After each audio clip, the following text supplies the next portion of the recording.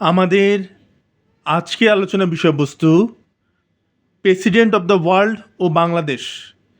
President of the world ও বাংলাদেশ আলোচনা অংশ নিয়েছি আমি কমরেড মুশফিক বরাত, আপনাদের সকলের প্রিয় দেশবন্ধু মুশফিক বরাত। তো আলোচনা শুরু করা যাক। দেশ জুড়ে রাজনৈতিক মেরুকরণ শুরু হয়েছে ও আবারও ভাঙছে। আমি আবারও বলছি, দেশ জুড়ে রাজনৈতিক মেরুকরণ শুরু হয়েছে ও আবারও ভাঙছে। বড় চারটি রাজনৈতিক দল পরাজয় স্বীকার করে নিয়েছে। এই নির্মম মেরুকরণে দুটি একটি করে রাজনৈতিক দল প্রবেশ করছে ও পরাজয় বরণ করে নিয়ে পিছু হটতে বাধ্য হচ্ছে। 24শে গণঅভ্যুত্থানে বিজয়ী বিশাল ও বিপুল জনতা যা মেনে নিচ্ছে না। আমি আরও বলছি, 24শে গণঅভ্যুত্থানে বিজয়ী বিশাল ও বিপুল জনতা যা মেনে নিচ্ছে না। পুরো দেশব্যাপী জনগণের এই দ্বিধা বিভক্তি একমাত্র জাতীয় প্রগতি কাউন্সিল এনপিসি দূর করতে পারে। 24শের বিজয়ী জনগণের মধ্যে দ্বিধা বিভক্তি সৃষ্টিকারী পরাজিত শক্তিগুলো পুলিশি ও আর্মি প্রতি আক্রমণের শিকার হচ্ছে আর নির্যাতনের মাত্রা ক্রমশ বাড়িয়ে হাস্যকর পরিস্থিতি উদ্বেগ করছে। যার জন্য বিশেষ করে দায়ী তারাই, জনগণ নয়। যার জন্য বিশেষ করে দায়ী তারাই, জনগণ নয়। এমতাবস্থায় প্রেসিডেন্ট অব দ্য ওয়ার্ল্ডের প্রয়োজনীয়তা উপস্থিত হয়েছে এবং আমি কমরেড মুশফিক বরাত দীর্ঘ 1 বছর পূর্বেই প্রেসিডেন্ট অব দ্য ওয়ার্ল্ডের দায়িত্ব নিয়েছিলাম। প্রেসিডেন্ট অব দ্য ওয়ার্ল্ডের দায়িত্ব নিয়েছিলাম। দেশ, জাতি ও বিশ্বকে পুনরুদ্ধার করতে এবং বিশ্বশান্তি প্রতিষ্ঠায় যা এক অতীব প্রয়োজনীয় উদ্যোগ। 1971 সালে 30 লক্ষ শহীদের রক্তের বিনিময়ে বাংলার স্বাধীনতা অর্জিত হয়। স্বৈরাচার এরশাদের পতনের মধ্য দিয়ে এদেশে বহুদলীয় গণতন্ত্র চালু হয়। তারপর 2008 সাল থেকে শুরু করে দীর্ঘ 16 বছর ফ্যাসিস্ট শাসন ও শোষণ কায়েম থাকে। এরই ফাঁকে 46 বছর ধরে জামায়াতে ইসলামীর মেটিকুলাস ডিজাইন চলতে থাকে। এভাবেই দেশটাকে লুটেপুটে খাচ্ছে এই 3টি দল। আরও একটি রাজনৈতিক দলের অস্তিত্ব পাওয়া যায়, সেটা বিএনপি। এই 4টি দলই ধারাবাহিকভাবে ক্ষমতায় গেছে।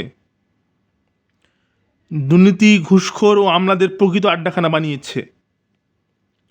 সম্প্রতি ঢাকা বিশ্ববিদ্যালয়ে ছাত্র শিবিরের বিপুল জয়ের মধ্য দিয়ে মেটিকুলার ডিজাইন পাকাপোক্ত হয়েছে। এভাবে তারা দিনে দিনে ভয়ঙ্কর হয়ে উঠছে আর আমাদের দুশ্চিন্তার কারণ বাড়াচ্ছে। দেশকে উদ্ধার করতে এখন প্রয়োজন বৃহত্তর বাম ঐক্যের। দেশ জুড়ে বামফ্রন্টের প্রয়োজনীয়তা এখন আরও বেশি মাত্রায় উপস্থিত।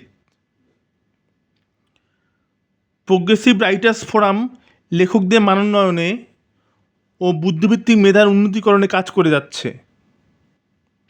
ন্যাশনাল ডক্টরস অ্যাসোসিয়েশন বিশ্বব্যাপী সৃজনশীল বিপ্লব ঘটিয়েছে।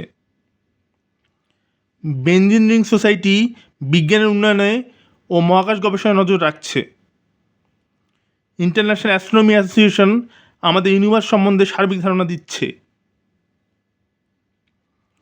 প্রোগ্রেসিভ লেবার ফ্রন্ট শ্রমিকদের অধিকার আদায়ের গৌরবোজ্জ্বল 16 বছর অতিক্রম করেছে।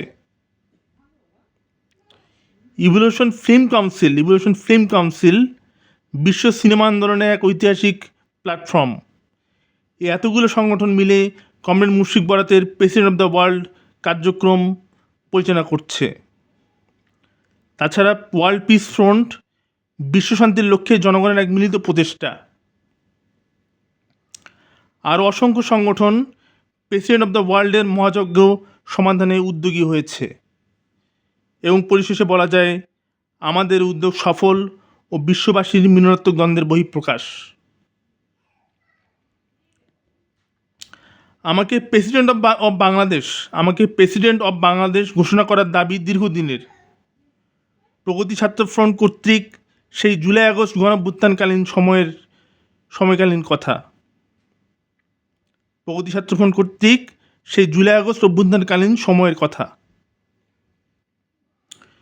জুলাই যুদ্ধ ও আগস্ট অভ্যুত্থান বাঙালির প্রাণের দাবি। তারপর বাঙালিকে আর পিছন ফিরে তাকাতে হয়নি। তারপর থেকে সময়ের চেয়ে দ্রুত গতিতে আমরা এগিয়েছি। দেশে ঘটছিল তখন পরিবর্তন ভীষণ। আমরা পরিবর্তনের পক্ষে ছিলাম।